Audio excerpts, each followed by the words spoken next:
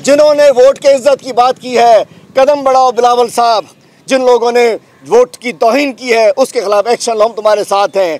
कदम बढ़ाओ बिलावल साहब, तहरीक चलाओ बिलावल साहब। एम्बुलेंसों की जगह जो गदा गाड़ी, रक्षा, चिंची मिलता है, आगे बढ़ो, हम तुम्हारे साथ हैं। हलीम आदिल शेख ने सिंध ह्यूमन राइट्स कमीशन के बाहर प्रेस कॉन्फ्रेंस करते हुए कहा है कि कानून के मुताबिक एक चेयरमैन की 3 साल की मुद्दत होती है। उनकी एक जस्टिस साहिबा की तीसरी मुद्दत चल रही है। सिंध गवर्नमेंट के अपनी पॉलिटिकल विक्टिमाइजेशन के लिए करोड़ों रुपए सालाना के बजट से 2011 से सिंध ह्यूमन राइट्स कमीशन बनाया हुआ है। एक जस्टिस साहिबा हैं, कानून में है कि जी 2 दफ़ा से ज़्यादा टेन्योर किसी का नहीं होगा, उनका भी तीसरा टेन्योर चल रहा है, चली जा रही है। हमारे MNA अली मोहम्मद खान महर साहब के इंतकाल के बाद उस घोटकी के इलेक्शन को धांधली के ज़रिए वो सीट हमसे छीनने के लिए सिंध हुकूमत ने धांधली की। और जब मैं वहाँ इलेक्शन में गया, उस 23 तारीख के दिन एक दिन में मुझे 5 मुख्तलिफ नोटिस भेजे गए थे।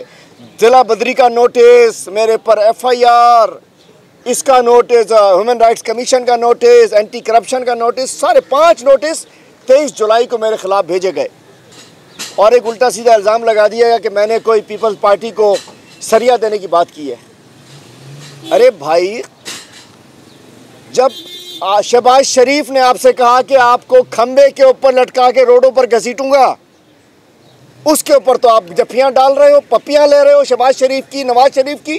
सिंध के पीपल्स पार्टी के एक MPA ने कहा कि कुंबर वालों अपने दिमाग ठीक कर लो, वोट पीपल्स पार्टी का है, लेकिन इस पर कोई ह्यूमन राइट्स ने कोई नोटिस नहीं लिया। इसी असम्बली की एक MPA साहिबा ने कहा था, कंबर शहदाद कोट वालों अपने जहन दिमाग ठीक कर लो। उस वक्त वोट के ऊपर कहा था, उस वक्त ये ह्यूमन राइट्स की वायलेशन थी। क्या किया कमीशन ने?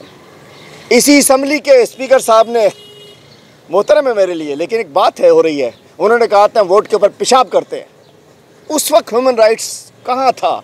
या वोटर की तजलील की, वोट की तजलील की गई। इसी असम्बली के एक MPA चांडियो साहब ने कहा टके टके के वोट को हम हैसियत नहीं हमारे लिए। उस वक्त क्या हुआ?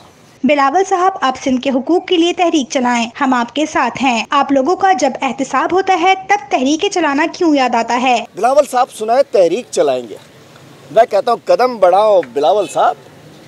सिंध में ज्यादतियों और करप्शन के खिलाफ तहरीक में हम तुम्हारे साथ हैं। कदम बढ़ाओ बिलावल साहब। एड्स के खिलाफ तहरीक चलाओ, हम तुम्हारे साथ हैं। कदम बढ़ाओ बिलावल साहब। कुत्तों की वैक्सीन ना मिलाने के खिलाफ तहरीक चलाओ, हम तुम्हारे साथ हैं। कदम बढ़ाओ बिलावल साहब। गंदा पानी मिलने के खिलाफ सिंध में तहरीक चलाओ, हम तुम्हारे साथ हैं। जिन्होंने वोट के इज्जत की बात की है, कदम बढ़ाओ बिलावल साहब। जिन लोगों ने वोट की तौहीन की है उसके खिलाफ एक्शन लो, हम तुम्हारे साथ हैं।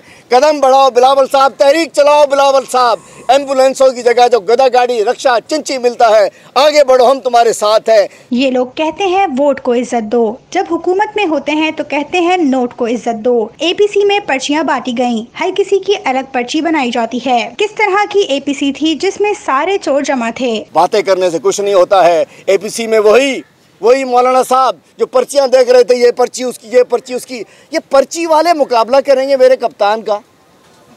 और ये जो कहते हैं कि वोट को इज्जत दो, जब ये हुकूमत में होते हैं तो उस वक्त नोट को इज्जत देते हैं। नोट को इज्जत दो का नारा लगाने वाले अब जब पकड़े गए, ये सारे मुजरमान का टोला APC में जब गया, तो ये नोट को इज्जत देने वाले अब ये वोट को इज्जत देने की बात करते हैं। 1,40,000 लोगों ने, कुत्तों ने काट लिया, वैक्सीन नहीं दी गई, ह्यूमन राइट्स की वायलेशन की गई। इन्होंने कुछ किया? ह्यूमन राइट्स कमीशन ने नहीं किया, ज़ीरो।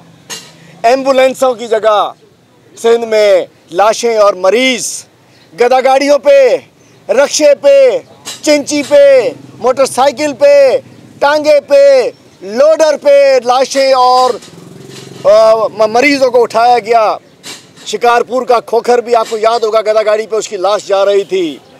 आपको झिरक के बच्चे भी याद होंगे जिसमें सुजुकी लोडर में उनकी लाशें जा रही थी। और यहाँ एम्बुलेंसें नहीं मिलती, लोगों की राइट्स की वायलेशन होती है। ह्यूमन राइट्स कमीशन ने कुछ किया? नहीं किया।